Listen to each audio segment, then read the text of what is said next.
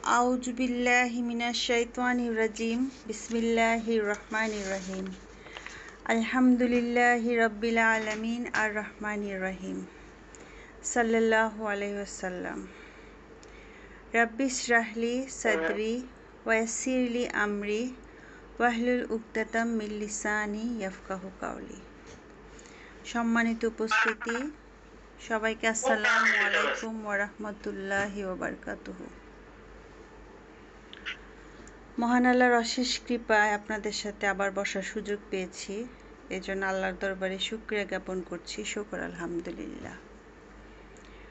আজকে আমাদের আলোচনার যে বিষয় সেটা হচ্ছে ইসলামে মুমিনের ঘরবাড়ির পরিবেশ। তো শুরু করছি।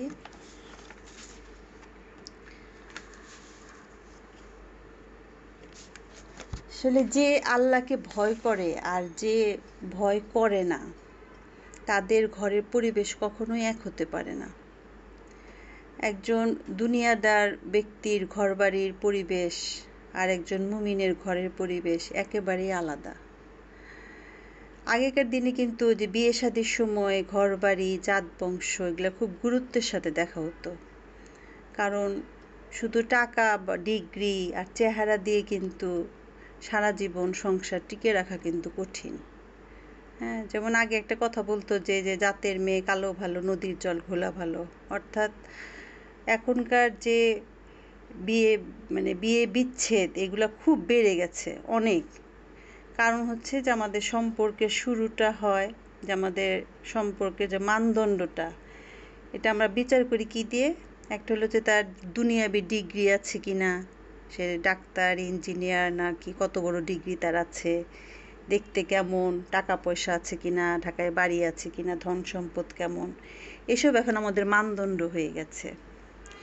তো আসুন আজকে আমরা একটু জানার চেষ্টা করি যে একজন মুমিনের ঘরবাড়ির পরিবেশ আসলে কেমন থাকে বা কেমন হওয়া উচিত।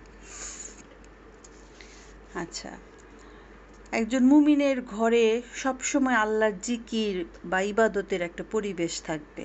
হ্যাঁ, হাদিসে আসছে যে ঘরে আল্লাহর জিকির হয় আর যে ঘরে আল্লাহর জিকির হয় না, তাদের দৃষ্টান্ত জীবিত ও মৃতের মতো। এটা বুখারী হাদিসের 6407 নম্বর হাদিস। তো ঘরে যদি আল্লাহর নাম স্মরণ হয় তখন কিন্তু অন্তরটা অনেক শান্তি থাকে, অন্তরটা জীবিত থাকে, একটা মানসিক শান্তি পাওয়া যায়, পরিবারে একটা মানসিক শান্তি বজায় থাকে। হ্যাঁ, বলছে জীবিত এবং মৃতের মতো। যে ঘরে আল্লাহর কথা হয়, যে ঘরে কোরআনের আলোচনা হয়, সেখানে একটা শান্তি থাকে। তা আমাদের গ্রামে যে আমাদের বাপ চাচারা মিলে একটা মসজিদ, মাদ্রাসা বা গোরস্থান করেছে। তো সেখানে যখন যাই মাঝে মধ্যে, তো মাদ্রাসা যখন ছোট ছোট বাচ্চা যেগুলো কোরআনের পাখি, ওদেরকে দেখলে খুবই মন ভরে যায়। মানে তাদের যে সুন্দর একটা সাধারণ জীবন, খুব শেষ রাতে তারা ঘুম থেকে উঠে নামাজ পড়ে, কোরআন পড়ে, তাদের হাতে কোনো স্মার্টফোন নাই, জীবনের চাহিদা সীমিত, কিন্তু তারা খুব তাদের চেহারার মধ্যে একটা প্রশান্তির ছাপ আছে। হ্যাঁ, তারা কিন্তু দুনিয়াবি আমরা যে ভোগবিলাস যেটা বুঝি সেই জিনিসটা কিন্তু তারা ভোগ করতেছে না, কিন্তু তাদের অন্তরে এবং চোখে মুখে একটা শান্তি দেখা যায়। হ্যাঁ, এটা একদম পরিষ্কার বোঝা যায় সেটা। আর যারা কিনা আধুনিক দুনিয়াবি শিক্ষায় শিক্ষিত, সে সমস্ত বাচ্চাদের দেখবেন যে সারাক্ষণ স্মার্টফোন, কম্পিউটারে গেমস, সারাদিন অসংখ্য তাদের টিউটর থাকে, তাদের পড়ার টিচার, গানের টিচার, নাচের টিচার, আবার হুজুরও থাকে। আবার দেখবেন যে মেহমান আসলে তারা সালামও দেয় না, কথাও বলে না, খেলাধুলা করে না। হ্যাঁ, তাদের বিনোদনটা কি? বিনোদন হলো রেস্টুরেন্টে খাওয়া, আর যদি খুব টাকা পয়সা থাকে তাহলে বছরে 1 বার বা 2 বার তারা বিদেশ ভ্রমণে যায়। তো মুমিনের ঘরে যে শিশু বড় হয়, সে কিন্তু ছোটবেলা থেকে শিখে যে ঘরে অন্যকে সালাম দেওয়া শিখে, খাওয়ার আগে সে বিসমিল্লাহ বলা শিখে, তারপরে সে যদি ভবিষ্যতের কোনো কথা বলে তখন ইনশাল্লাহ কথাটা বলে, খুশির সংবাদ শুনলে বলে আলহামদুলিল্লাহ। অর্থাৎ ছোটবেলা থেকে সেরকম একটা নৈতিক শিক্ষা নিয়ে কিন্তু সে বড় হয়। সেজন্য যে ঘরের মধ্যে এই জিকির তেলাওয়াত করা, শিশুদেরকে শেখানো, হ্যাঁ, এসব মানে পরিবেশটা তৈরি করতে হয় আসলে। কারণ আল্লাহর স্মরণ থেকে গাফিলকারী বস্তু, শব্দ ঘরটাকে পবিত্র রাখতে হয়। যে সমস্ত জিনিস আমাকে আল্লাহর স্মরণ থেকে বিমুখ করে দিবে সেই জিনিস ঘরে না রাখা। যেমন ঘরে গান বাজনা, বাদ্যযন্ত্র এগুলো যদি খুব বেশি হয়, আপনি দেখবেন যে সারাদিন যদি আপনি গান শুনেন, আপনার নামাজের মধ্যেও কিন্তু ওই গানটা মিউজিকটা বাজতে থাকে। এটা আমার নিজেরই হয়েছে, হ্যাঁ, কারণ আমি গান শুনতে খুবই একটা সময় অনেক বেশি পছন্দ করতাম, আমি নিজেও গাইতাম, এখন একটু কমে গেছে। তো ওই যে যখন গান শুনতাম তখন দেখা যেত নামাজে সূরা পড়তেছি, তখনও মাথার মধ্যে ওই মিউজিকটা বাজতে থাকতো। কাজে যে সমস্ত জিনিস আল্লাহর স্মরণ থেকে আমাকে গাফেল করে দেয় সেই সমস্ত জিনিস ঘরে না রাখাটা ভালো। আচ্ছা, তারপর হচ্ছে যে নামাজ আদায় করা, যে কোরআনে সূরা তাহার 14 নম্বর আয়াতে এসেছে, আল্লাহর স্মরণে সালাত কায়েম করো। অর্থাৎ কিছু সালাত ঘরে আদায় করা মুমিনের দায়িত্ব। হ্যাঁ, একটা ঘরে একটা নামাজের একটা পরিবেশ তৈরি করা, একটা আলাদা স্থান তৈরি করা। আবার যদি আপনার ঘর সবসময় যদি পরিষ্কার পরিচ্ছন্ন থাকে, বা দেয়ালে কোথাও যদি কোনো মানুষ বা প্রাণীর ছবি না থাকে, তাহলে কিন্তু আপনি সব ঘরেই নামাজ পড়তে পারবেন। তখন কিন্তু আর আপনার আলাদা রুমের প্রয়োজন হবে না, সব রুমেই তখন নামাজের পরিবেশটা তাই। কিন্তু দেখা যায় যে বেশিরভাগ বাসাতে দেখা যায় দেয়ালে নানান রকমের ছবি থাকে, এবং ছবি থাকলে কিন্তু ওই রুমে নামাজ হয় না, রহমতের ফেরেশতারা ঢুকে না। কাজে সেসব ক্ষেত্রে আমি বলবো যে প্রথমত ছবিগুলো না রাখাটাই ভালো, এবং দ্বিতীয়ত যদি একান্তই না সরাতে পারেন অ্যাটলিস্ট, তাহলে নামাজের জন্য একটা আলাদা ঘর একটা তৈরি করে নেওয়া উচিত। এবং বাচ্চাদেরকে ছোটোবেলা থেকেই কিন্তু নামাজ পড়ার ব্যাপারে তাদেরকে তাগিদ দিতে হবে, যে 7 বছর বয়স হলেই তখন থেকে তাগিদ দেওয়া শুরু করতে হবে। হ্যাঁ, এবং প্রাপ্তবয়স্ক যখন হয়ে যায় তখন তো তার উপর নামাজ একেবারে ফরজ হয়ে যায়। তো ছোটোবেলা থেকে একটা বাচ্চা যদি ছোটোবেলায় তার মাকে যদি দেখে নামাজ পড়তে, দেখবেন যে সে বাচ্চাটাও কিন্তু একটা অন্যান্য মার সাথে সাথে সে সেজদা দেয়, শিখে যায়। কিন্তু তার বাবাকে যদি দেখে নামাজ পড়তে, তখন সেও কিন্তু শিখে যায়, কারণ বাচ্চারা তো অনুকরণ প্রিয়। হ্যাঁ, তারা তো একটা ভাষা শিখে ফেলে ছোটোবেলায়, একটা নতুন একটা ভাষাই সে শিখে ফেলে। সে যা যা দেখবে, যা যা শুনবে, সেটা তার মেমোরিতে একদম গেঁথে যাবে পুরাপুরি। আর পুরুষদের জন্য মানে মসজিদে নামাজ পড়া, হ্যাঁ, জামাতে নামাজ পড়া, এটা বাধ্যতামূলক। এবং জামাতে সে ফরজ নামাজটুকু আদায় করবে, এবং ঘরেও তাকে নামাজে পড়ার কথা বলা হয়েছে হাদিসে, যে সে যেন তার যে সুন্নত এবং নফল নামাজগুলো সে চাইলে ঘরে এসে আদায় করতে পারে, একটু বেশি সময় নেয় তার যদি। কারণ জামাতের নামাজ তো সবার সাথে একসাথে পড়া, সেটা সংক্ষিপ্ত নামাজ। কিন্তু তার যদি দীর্ঘ সময় নামাজ পড়ার ইচ্ছা থাকে, সে চাইলে ঘরে এসে নামাজ পড়তে পারে। এবং একটা হাদিসে আসছে যে তোমরা তোমাদের ঘরকে কবর বানিয়ে ফেলো না, মানে মসজিদে নামাজ পড়বে ফরজটুকু আদায় করার জন্য, কিন্তু চাইলে সে বাকি নামাজটা সে ঘরে এসে পড়বে। এবং বাবারা বা ভাইরা তারা যখন মসজিদে যাবে, তখন অবশ্যই তার সন্তান বা ছোট ভাই যেই থাকুক না, তাদেরকে সাথে নিয়ে যাবে মসজিদে, তারাও তাহলে অভ্যস্ত হবে নামাজ পড়ার প্রতি। তাহলে সেই পরিবেশটা আমাদেরকে আসলে তৈরি করতে হবে বাসার মধ্যে, যে মসজিদে আজান দিলে জামাতে নামাজ পড়তে হবে, ঘরে এসে বা ঘরের নামাজ পড়তে হবে, এরকম। আচ্ছা, এরপরে যেটা বলবো সেটা হলো যে ঘরের মধ্যে একটা পর্দা এবং লজ্জাশীলতার পরিবেশ বজায় রাখা।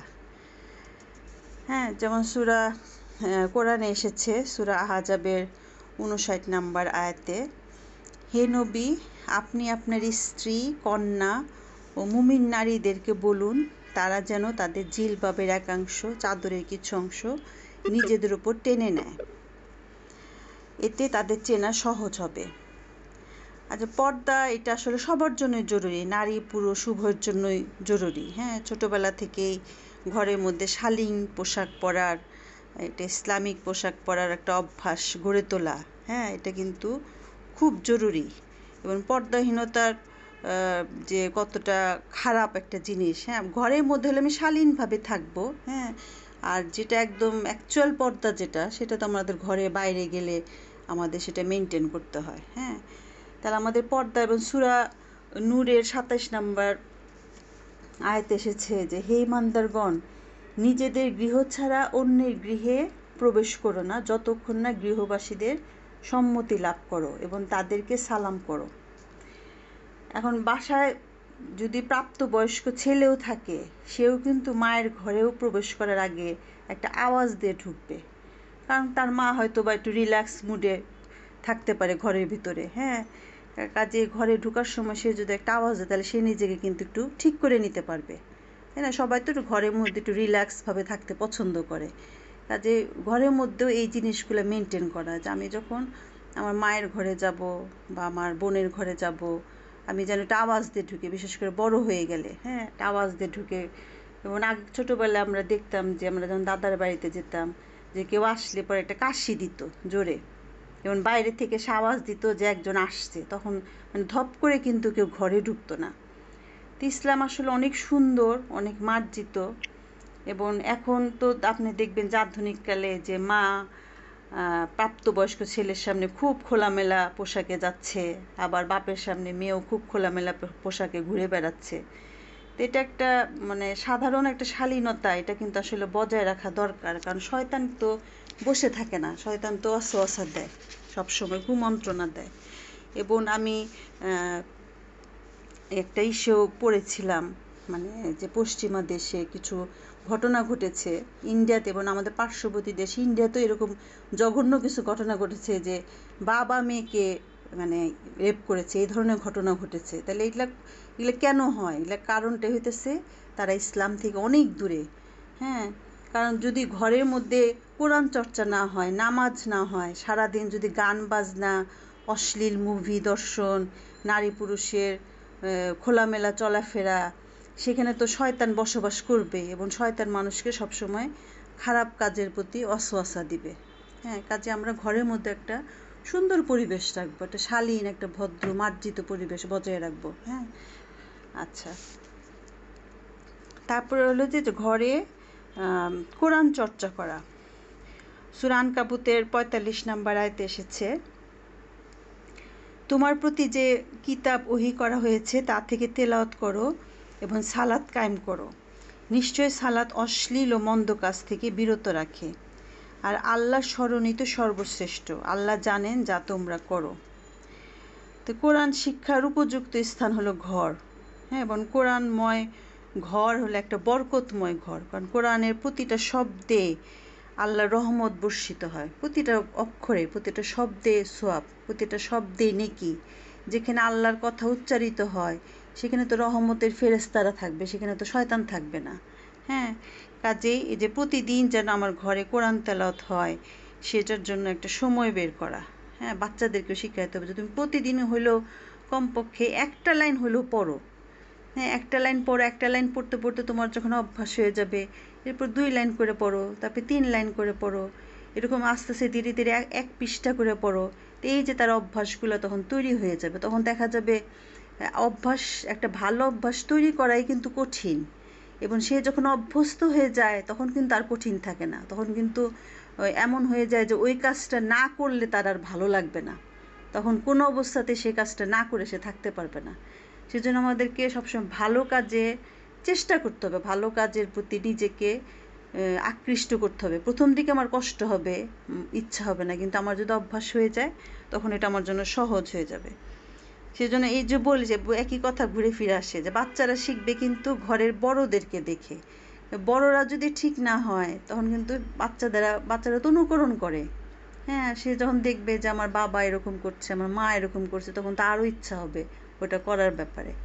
তাহলে আমাদেরকে সেভাবে চেষ্টা করতে হবে। কিন্তু দেখা যায় যে মানে বাচ্চা ছোট ছোট শিশুদেরকে আমরা, যে বিশেষ করে যখন ছোট বাচ্চা যখন থাকে তখন তাদেরকে আমরা মানে যে কোরআনের যে বিভিন্ন কাহিনী, এগুলা গল্পের মাধ্যমে শোনানো, তখন সে কিন্তু এগুলা জেনে জেনে বড় হবে। তার বিভিন্ন নবী পরিবারের ইতিহাস এগুলা যদি তাকে গল্পের মাধ্যমে পড়ে শোনানো যায়, বিশেষ করে খাওয়ার সময় তাকে গল্প বলতে হয়। কিন্তু আমার দুঃখজনক যে আমাদের দেশের শিশুরা বড় হয় টম অ্যান্ড জেরি দেখে, হ্যাঁ, মিকি মাউস দেখে, ঠাকুরমার ঝুলির গল্প, হাট্টিমা টিমটিম, এই যে সমস্ত জিনিস দেখে তারা বড় হয়। বা টিভিতে এখন তো আরও সহজ হয়েছে, স্মার্টফোনে নানান রকমের ইউটিউব ভিডিও আছে, সেগুলো একটা ছেড়ে দেই, বাস বাচ্চা দেখতে থাকে আর মা দেখতে তাকে খাওয়াতে থাকে, সেই তো তখন ওটার ঘুরে থাকে। হ্যাঁ, তাহলে তাদের মানে শৈশবকালটা শুরু হয় কিভাবে? হ্যাঁ, এবং এটাতেই আস্তে আস্তে সে অ্যাডিক্টেড হয়ে যায় তার এই স্মার্টফোনের প্রতি, তখন এগুলো ছাড়া সে খেতেই পারে না। হ্যাঁ, তাহলে আমাদের ছোটোবেলা থেকে আসলে একটা শিশুকে সেভাবে গড়ে তুলতে হবে। আচ্ছা, এরপর যেটা বলবো যে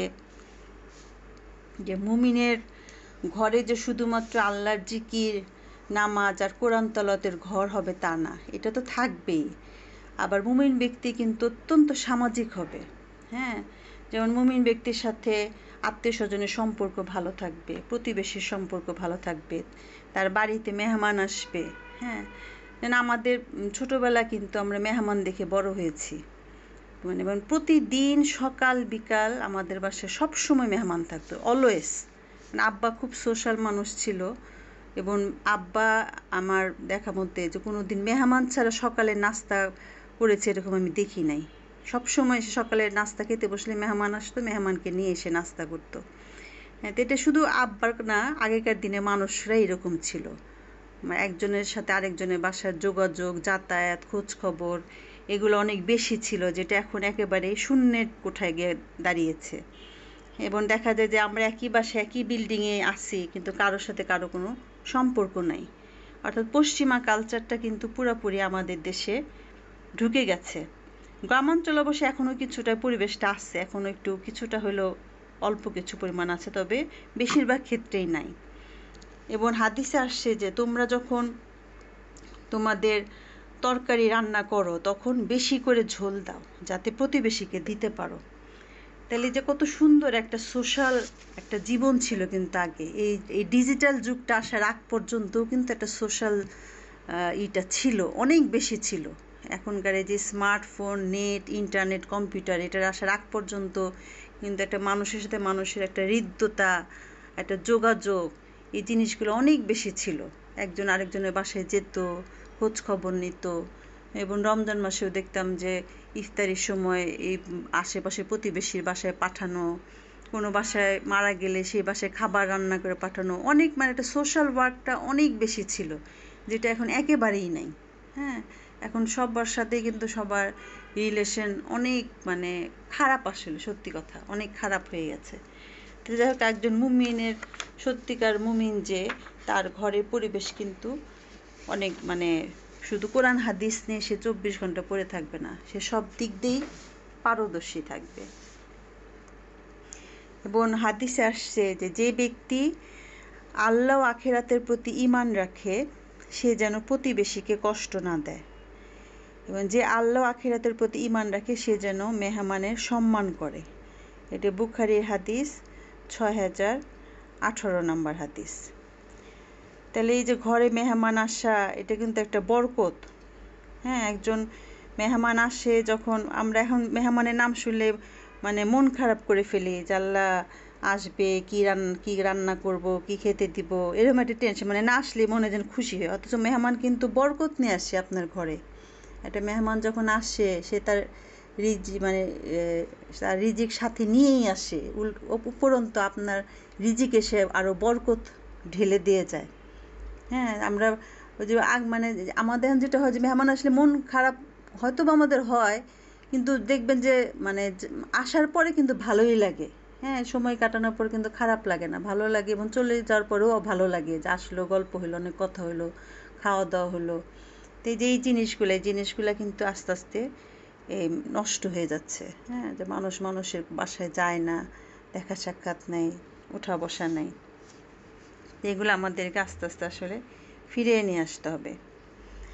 আচ্ছা, তারপরে যেটা যে একজন মুমিন ব্যক্তি যখন তার ঘরে প্রবেশ করবে সে তখন বিসমিল্লাহ বলে প্রবেশ করবে। হ্যাঁ, এবং হাদিসে আসছে যে কোনো ব্যক্তি তার ঘরে প্রবেশ ও খাদ্য গ্রহণের সময় আল্লাহর নাম নিলে শয়তান ও তার সঙ্গীরা বলে যে রাতে এখানে তোমাদের থাকা খাওয়ার কোনো সুযোগ নেই।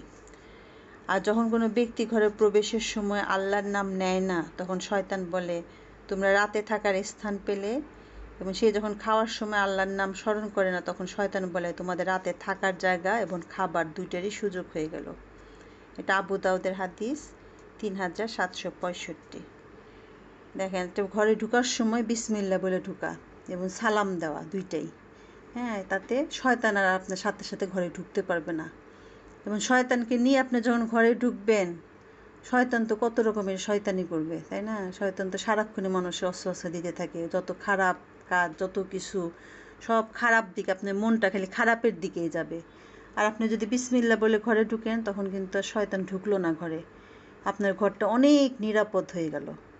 এটা ছোট্ট একটা আমল, জাস্ট অভ্যাসের ব্যাপার। আমরা যদি অভ্যাসটা করি, আমি বাইরে থেকে যখন ঘরে ঢুকবো আমি বিসমিল্লাহ বলে ঢুকবো। আমার যদি মনে না থাকে, আমি একটা বড় কাগজে বিসমিল্লাহ লিখে যদি দরজার সামনে লাগিয়ে রাখি, তাহলে তো অটোমেটিক্যালি বিসমিল্লাহ বলা হয়ে যাবে। এটা চোখ পড়বে যখন, তখন তো বলবোই। হ্যাঁ, কাজে এই অভ্যাসটা নিজেরা এবং ঘরের অন্য অন্য সদস্য যারা আছে তাদেরকেও এটা শিখাতে হবে, বিসমিল্লাহ বলে আল্লাহর নাম নিয়ে ঘরে প্রবেশ করা এবং বাচ্চাদেরকে অভ্যস্ত করা। আবার ঘর থেকে বের হওয়ার সময় বিসমিল্লাহি তাওয়াক্কালতু আলাল্লাহি লা হাওলা ওয়ালা কুওয়াতা ইল্লা বিল্লাহ এটা বলা। হ্যাঁ, যেমন হাদিসে আসছে যে ঘর থেকে কেউ বাইরে রওনা হওয়াকালে যদি বলে আল্লাহ তাআলার নামে, আল্লাহ তাআলার উপরে আমি নির্ভর করলাম, আল্লাহ তাআলার সাহায্য ছাড়া পাপ থেকে বিরত থাকা, মঙ্গল লাভ করার শক্তি কারো নেই, তাহলে তাকে বলা হয় আল্লাহ তাআলাই তোমার জন্য যথেষ্ট। অনিষ্ট হতে তুমি নিরাপত্তা লাভ করেছো, আর তার থেকে শয়তান দূরে সরে যায়। এটা তিরমিজির হাদিস 3426 নাম্বার হাদিস। তাহলে এই যে ঘর থেকে বের হওয়ার সময় আমি যদি আল্লাহর নাম নিয়ে বের হই, তাহলে কিন্তু যে হঠাৎ বিপদ থেকে আমরা রক্ষা পাবো। এবং হাদিসে আসছে যে কিয়ামতের আগে হঠাৎ মৃত্যু এবং অপমৃত্যুর সংখ্যা কিন্তু বেড়ে যাবে। এখন কিন্তু আমরা প্রতিনিয়ত কিন্তু অনেক খবর পাই, হঠাৎ মৃত্যুর খবর পাই, অপমৃত্যুর কিন্তু খবর পাই। তা আমাদের এই যে ঘরে বাইরে অনেক রকম বিপদ আসতে পারে। হ্যাঁ, যেমন কিছুদিন আগে যেমন এই যে মেট্রো রেলের একটা যে দুর্ঘটনা ঘটলো, বেয়ারিং প্যাড খুলে একটা পথচারী মারা গেল, তো কতটা আনএক্সপেক্টেড। হ্যাঁ, তা আমাদের জীবনের আসলে কি কোনো নিরাপত্তা আছে? নাই। এই জন্য সর্বাবস্থায় আল্লাহর সাহায্য আমাদের চাওয়ার কিন্তু অবশ্যই জরুরি, সর্বাবস্থায়। এবং সূরা রাদের 11 নম্বর আয়াতে এসেছে যে প্রত্যেক ব্যক্তির সামনে এবং পেছনে তার নিযুক্ত পাহারাদার লেগে রয়েছে, যারা আল্লাহর হুকুমে তার দেখাশোনা করছে। এখন আল্লাহর হুকুম কখন দিবেন? যখন আমরা তার কাছে সাহায্য চাইব, তাই না? আল্লাহ তো এমনি আগেই তো হুকুম দিবেন না যে তুমি তার হেফাজত করো। আমাকে তো আগে আল্লাহর কাছে চাইতে হবে যে আল্লাহ তুমি আমাকে রক্ষা করো। আমি যখন আল্লাহর কাছে যে দোয়া পড়ে আমি যখন বের হব, তখনই তো আমি আল্লাহর জিম্মায় চলে গেলাম। তখন আল্লাহ তাআলা তার সেই ফেরেশতাদেরকে বলবে যে হ্যাঁ, তাকে তুমি রক্ষণাবেক্ষণ করো। তাহলে আল্লাহ তাআলা দেখেন যে আল্লাহ তাআলা আমাদের জন্য 2টা ফ্রি বডিগার্ড তৈরি করে রাখছেন। প্রত্যেকটা মানুষের জন্য তার সামনে এবং পিছনে 2 জন করে ফেরেশতা থাকে। তারা কিছু করে না, বাট আল্লাহ যখন তাদেরকে হুকুম দেয় যে হ্যাঁ, এই মানুষটার তুমি হেফাজত করো, দেখাশোনা করো, তখন তারা অ্যাক্টিভলি কাজ করে। তাহলে বিনা পয়সায় আমি একটা বডিগার্ড পাইতেছি, শুধু আমার কাজটা কি? আল্লাহর নাম নিয়ে ঘর থেকে বের হওয়া। কাজে এই ব্যাপারে আমাদের সচেতন হতে হবে। তা আমরা ঘর থেকে বের হওয়ার সময় কোনো দোয়াও যদি না পারি, অ্যাটলিস্ট বিসমিল্লাহ বলে তো বেরোতে পারি। হ্যাঁ, বিসমিল্লাহ বলে বলে আয়াতুল কুরসি তো আমরা সবাই পারি কম বেশি, আয়াতুল কুরসি পড়লাম, একটু দরুদ পাঠ করলাম। তারপরে যে 3 কুল আছে, হ্যাঁ, 3 কুল পড়ে বের হয়ে আল্লাহর নাম নিয়ে যদি আমি বের হই, তা আল্লাহ তাআলা অবশ্যই আমাদেরকে হেফাজত করবেন। কারণ পথে ঘাটে বিপদের তো কোনো শেষ নাই, কত রকমের বিপদ হতে পারে। হ্যাঁ, তা আল্লাহ তাআলা সমস্ত বিপদ আপদ থেকে আমাদেরকে তখন রক্ষা করবেন। তা আমাদেরকে এই অভ্যাসটা করতে হবে যে আমরা ঘর থেকে বের হওয়ার সময় আল্লাহর নাম নিয়ে বের হব।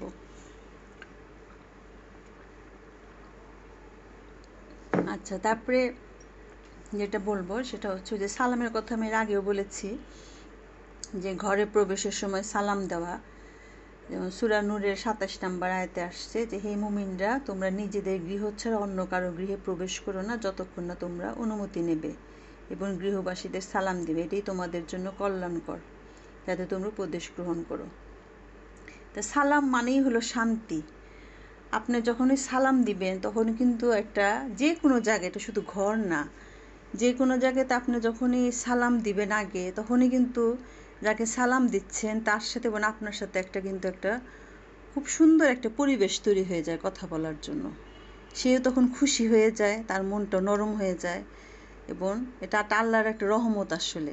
হ্যাঁ, এবং এই সালামের চর্চাটাও কিন্তু আমাদের সমাজ থেকে উঠে গেছে। হ্যাঁ, আমরা সহজে কিন্তু কেউ করে সালাম দিই না। তাহলে এই যে সালাম দেওয়া, হ্যাঁ, ঘরে ঢুকে আপনি সন্তানদেরকে আপনি আগে সালাম দিবেন, হ্যাঁ, তাদেরকে সালাম দিবেন, সালাম দিয়ে তারপরে কথা বলা শুরু করবেন। এবং ঘরের বাইরে গেলেও আমার যার সাথে দেখা হবে, পরিচিত অপরিচিত সবাইকে সালাম দিব। এই অভ্যাসটা আমরা কিন্তু করতে পারি নাই। হ্যাঁ, আমি নিজেই তো পারি নাই। আমি মনে মনে ভাবি যে এই যে বের হওয়ার সময় দারোয়ানরে সালাম দিব, কিন্তু কই পারি না তো। মানে কোত্থেকে যেন একটা বাধা চলে আসে মনে, যে আমি দারোয়ানরে সালাম দিব, মানে এরকম আসলে যে এই ভিতরের অহংবোধ। আপনি যখন সবাইকে সালাম দিতে পারবেন তখন মনে করবেন যে আপনার ভিতরের অহংকারটা নেই, আপনার অহংকারটা চলে গেছে। এবং যতক্ষণ পর্যন্ত আপনি পারবেন না, মনে করবেন যে আপনার ভিতরে অহংকার আছে, সেই জন্য আপনি পারতেছেন না। যেটা আমরা যেদিন পারবো সত্যিকার অর্থে সবাইকে সালাম দিয়ে, ছোট বড় নির্বিশেষে, ধনী গরিব, হ্যাঁ, এবং আল্লাহ রাসূল সাল্লাল্লাহু আলাইহি সাল্লামকে কেউ কোনো দিন আগে সালাম দিতে পারতো না, উনিই সবার আগে সালাম দিত। আর আমরা হলো অপেক্ষা করি যে কখন আমাকে সালাম দিবে, সালামের অপেক্ষা করি। হ্যাঁ, আমার জুনিয়র আসলো রুমে, সালাম দিল না, তখন মেজাজটা খারাপ হয়ে যায় যে কী ব্যাপার, সালাম দিল না। অথচ সালাম কিন্তু সিনিয়র জুনিয়রের কোনো ব্যাপার না। সালাম হচ্ছে ইসলামের একটা খুব সুন্দর একটা সংস্কৃতি, যে একজন একজনের সাথে দেখা হলে এটা সালাম হলো একটা দোয়া। আপনি দোয়া করছেন যে আপনার উপর আল্লাহর রহমত এবং শান্তি বর্ষিত হোক, কত সুন্দর একটা দোয়া করছেন। তাহলে দোয়াটা তো প্রথম নিজেরই হওয়া উচিত, যে আমি আরেকজনের মঙ্গল কামনা করব আগে, তারপরে সেও আমার জন্য মঙ্গল কামনা করবে। তো যাই হোক, আমাদেরকে অভ্যাসটা গড়ে তুলতে হবে, আমরা যেন ঘরে এই নিয়মিত সালামের এইটা চালু করতে পারি। আচ্ছা, তারপরে হচ্ছে সেটা হচ্ছে ঘরে শয্যা গ্রহণের সময় নিরাপত্তার কি ব্যবস্থা নিতে হবে। এটা বুখারী শরীফের একটা হাদিস, 5623 নম্বর হাদিসটা পড়ছি। যখন সন্ধ্যা হয় তখন তোমাদের সন্তানদের ঘরে আটকে রাখো, কেননা এই সময় শয়তানরা ছড়িয়ে পড়ে। তবে রাতের কিছু অংশ অতিক্রম করলে তখন তাদের ছেড়ে দিতে পারো, আর ঘরের দরজা বন্ধ করবে, কেননা শয়তান বন্ধ দরজা খুলতে পারে না। আর তোমরা আল্লাহর নাম নিয়ে তোমাদের মশকের মুখ বন্ধ করবে, আল্লাহর নাম নিয়ে তোমাদের পাত্রগুলো ঢেকে রাখবে, কমপক্ষে পাত্রগুলোর উপর কোনো বস্তু আড়াআড়ি করে রাখবে। আর শয্যা গ্রহণের সময় তোমরা তোমাদের প্রদীপগুলো নিভিয়ে দিবে। বিশাল লম্বা একটা হাদিস। হ্যাঁ, যে সন্ধ্যার সময় ঘরের দরজা জানালা সব বন্ধ রাখতে হবে, কারণ শয়তান ঢুকে, এবং আমরা যদি বন্ধ রাখি, শয়তান বন্ধ দরজা কিছুক্ষণ সময় ওই শয়তান ঘোরাঘুরি করে, তারপর সময়টা পার হয়ে গেলে তখন আর সমস্যা নেই। এবং বাচ্চাদেরকেও ওই সময় বাইরে বের হতে না দেওয়া। হ্যাঁ, আমরা ওই যে বললাম, সে আগের যুগটা আসলেও ভালো ছিল। আমরা কিন্তু যে বিকালবেলা খেলাধুলা করে মাগরিবের আজানের আগেই ঘরে চলে আসতাম, ঘরে চলে এসে তারপরে হাত মুখ ধুয়ে আমরা মাগরিবের নামাজে দাঁড়াতাম, তারপরে নাস্তা খেয়ে পড়তে বসতাম। খুবই একটা সুন্দর একটা এনভায়রনমেন্ট ছিল আমাদের শৈশবকালটা, যেটা এখন আসলে হারিয়ে যাচ্ছে। আসলে এখনকার কোনো দিন নাই, রাত নাই, যখন তখন আমরা বের হচ্ছি, ঘরে ঢুকতেছি, যার কারণে কিন্তু আমাদের ঘরের যে শান্তি বরকত এগুলা কিন্তু উঠে গেছে। তাহলে যে দরজা বন্ধ করা, হ্যাঁ, এবং শিশুদেরকে বাইরে না রাখা, এবং দরজা জানালা বন্ধ করার সময় বিসমিল্লাহ বলে বন্ধ করা। আর একটা হলো যে রাতে ঘুমানোর সময় প্রদীপ বা আগুন নিভিয়ে রাখে। আগুন বলতেও যে যারা ইলেকট্রিসিটি যাদের নাই, যারা হারিকেন জ্বালায় বা গ্রামের বাড়িতে যাদের, তাদের কথা বলা হয়েছে। এবং রাতে বেশি বেশি আল্লাহকে স্মরণ করা রাতের বেলা। আচ্ছা, তো রাতের বেলায় যে অন্ধকার, আলো নিভিয়ে ঘুমানোর কিন্তু একটা বৈজ্ঞানিক ব্যাখ্যা আছে। হ্যাঁ, যে আমাদের শরীরে একটা হরমোন আছে, সেটা হচ্ছে যে মেলাটোনিন হরমোন, এবং এটা অন্ধকার পরিবেশে আমাদের মস্তিষ্ক থেকে এই হরমোনটা বের হয় যখন পরিবেশটা অন্ধকার থাকে। তো এই হরমোনটা শরীরকে জানান দেয় যে তোমার এখন ঘুমানোর সময়, এবং তখন আমাদের ঘুম আসতে সে সাহায্য করে। আলো যদি থাকে, বিশেষ করে নীল আলো, যেটা ও যে মোবাইলে বা কম্পিউটার থেকে যে লাইটটা আসে, এটা এই মেলাটোনিন উৎপাদন করতে বাধা দেয়, ফলে ঘুম আসতে দেরি হয়। হ্যাঁ, এবং ঘুম আসতে দেরি হওয়ার কারণে ঘুমটা ভালো মতো হয় না। হ্যাঁ, এবং আরেকটা যে এই ঘুম ভালো, এই ডিপ স্লিপ যদি না হয় তাহলে আমাদের শরীরের এই যে রক্তচাপ কমে যায়, পেশি টা শিথিল হয়ে যায়, ঘুম যদি গভীর ঘুম না হয় তাহলে আমাদের প্রেশার বেড়ে যায়, ডায়াবেটিসের সমস্যা হয়। আর ঘুমটা যখন গভীর হয় তখন আমাদের প্রেশারটা কন্ট্রোল থাকে, ডায়াবেটিস কন্ট্রোল থাকে, এবং পেশিটা শিথিল থাকে। মস্তিষ্কে যে দিনের পর দিন বিভিন্ন টক্সিন বা বিষাক্ত পদার্থ থাকে সেগুলাকে পরিষ্কার করে। হ্যাঁ, তারপরে হৃদরোগের ঝুঁকি কমায়, চোখের বিশ্রাম হয়। তাহলে কত উপকারিতা! সেজন্য রাতের বেলা একটা ঘুমের পরিবেশ তৈরি করে আসলে ঘুমাইতে যাওয়া উচিত। লাইট টাইট সব অফ করে একদম সুন্দর একটা কমফোর্টেবল একটা কুল পরিবেশে যেন আমার ঘুম কিন্তু অনেক জরুরি একটা জিনিস। আপনার সারা দিনের এনার্জি, কর্মোদ্দীপনা সব কিছু ডিপেন্ড করে আপনার রাতের ভালো ঘুমের উপর। আপনার রাতের ঘুমটা যদি ভালো হয়, আপনি ফজরের নামাজও পড়তে পারবেন ভোরবেলায়। আপনার সারাটা দিন কিন্তু অনেক সুন্দর যাবে, অনেক ভালো যাবে। আপনার কাজের স্পিড, উদ্দীপনা অনেক বেড়ে যাবে। আর রাতের বেলা যদি ঘুমটা ঠিক মতো না হয়, আপনার মেজাজ খিটখিটে থাকবে, ডায়াবেটিস বেড়ে যাবে, প্রেশার বেড়ে যাবে, হ্যাঁ, উদ্ভ্রান্তের মতো লাগবে। সেজন্য আমরা রাতের বেলা, এই যে বললাম, এটার কিন্তু বৈজ্ঞানিক কারণ যে হরমোনগুলো বের হয়। হ্যাঁ, তো সেজন্য আমরা রাত্রেবেলা আলো নিভিয়ে ঘুমাবো। আমরা চেষ্টা করবো এখন থেকে। আচ্ছা, তারপরে হচ্ছে যে ঘরের মধ্যে ছবি বা মূর্তি রাখা যাবে না, মানুষের ছবি বা প্রাণীর ছবি। কারণ হাদিসে আসছে, বুখারী শরীফের 3225 নম্বর হাদিসে আসছে যে ঘরে কুকুর আর প্রাণীর ছবি থাকে সেই ঘরে রহমত ও বরকতের ফেরেশতা প্রবেশ করে না। তা আপনার ঘরে যদি আপনার রহমতের এবং বরকতের ফেরেশতা না ঢুকে, তাহলে আপনার ঘর তো অশান্তিতে ভরে যাবে। কারণ তখন সেই ঘরটা শয়তানের ঘর হয়ে যাবে। সবসময় ঝগড়া, বিবাদ, ফ্যাসাদ, সমস্যা সব কিছুই জেঁকে বসবে। সেজন্য মুমিনের ঘরে কখনো ছবি এবং মূর্তি এগুলা থাকে না, এবং ঘরকে বরকতময় রাখার জন্য ছবি এবং মূর্তি না রাখাই ভালো। হ্যাঁ, এবং ঘরে সাজসজ্জা ইসলামী ভাবধারাটা বজায় রাখা ভালো। আমরা মানুষ বা প্রাণীর ছবি না রেখে কিন্তু প্রকৃতির সুন্দর সুন্দর ছবি রাখতে পারি। এতে কিন্তু ঘরের স্নিগ্ধতা বৃদ্ধি পায়। আবার কোরআন হাদিসের সুন্দর সুন্দর বাণীগুলো কিন্তু দেয়ালে টানিয়ে রাখতে পারি। এতে প্রতিদিন যদি ওই বাণীটা পড়ার মাধ্যমে কিন্তু আমাদের হৃদয়ে কিন্তু সেটা গেঁথে যায়। হ্যাঁ, তারপরে আমরা ড্রয়িং রুমের কর্নারে একটা ছোট একটা দৃষ্টিনন্দন বুক শেলফ রাখতে পারি।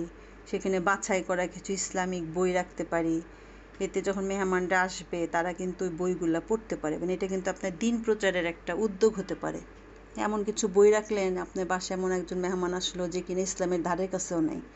হ্যাঁ, সে হতে পারে হয়তো বা সেই বইটা সে একটু হাতাইলো বা একটু দেখলো, দেখে তার একটা মাইন্ড চেঞ্জ চলে আসলো। হ্যাঁ, ওই যে ইসলামে কিন্তু আসলে যে সব কাজে কিন্তু হিকমত অবলম্বন করতে হবে।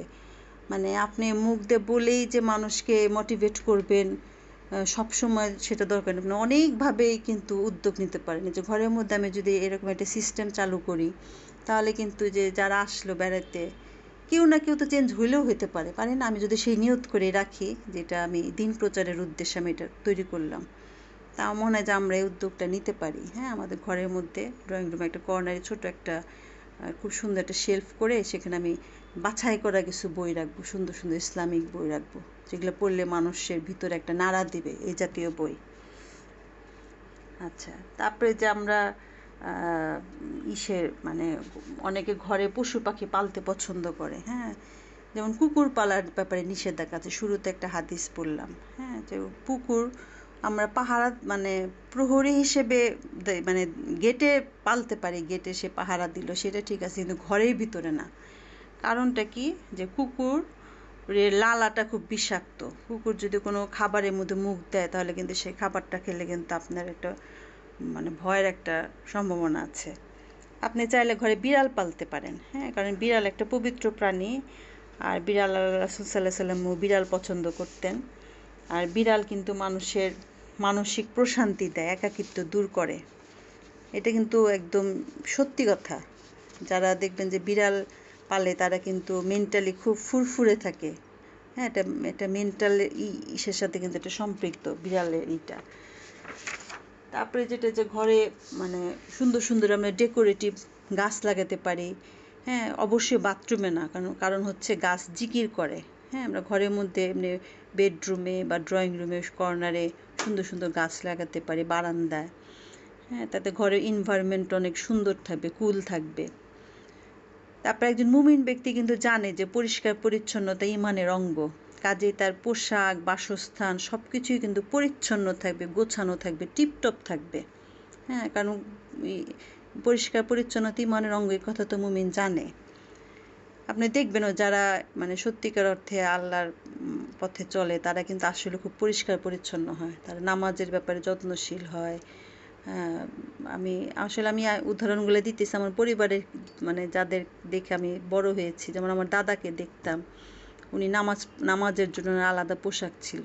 উনি যখন নামাজ পড়তে যাইতেন উনি তখন ওই পোশাকটা পরে খুব সুন্দর করে সে নামাজ পড়তে যেত। মানে আমরা কোথাও বেড়াতে গেলে যেরকম নিজেকে খুব সাজগোজ করে সুন্দর করি না, উনি নামাজ পড়তে যাওয়ার আগে এরকম নিজেকে খুব সুন্দর করে নিয়ে তারপরে সে নামাজ পড়তে যেত।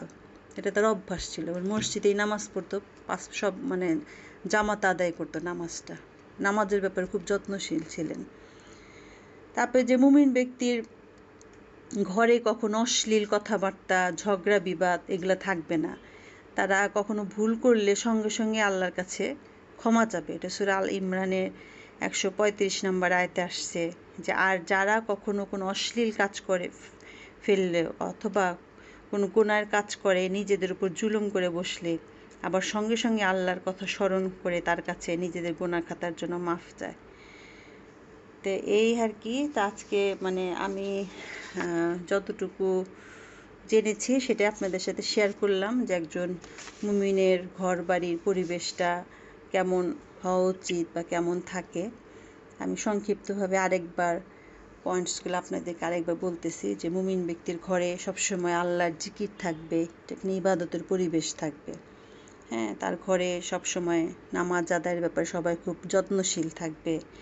তার ঘরে সবসময় পর্দা এবং লজ্জাশীলতার একটা পরিবেশ থাকবে। তারপরে তার ঘরে নিয়মিত কোরআন চর্চা হবে।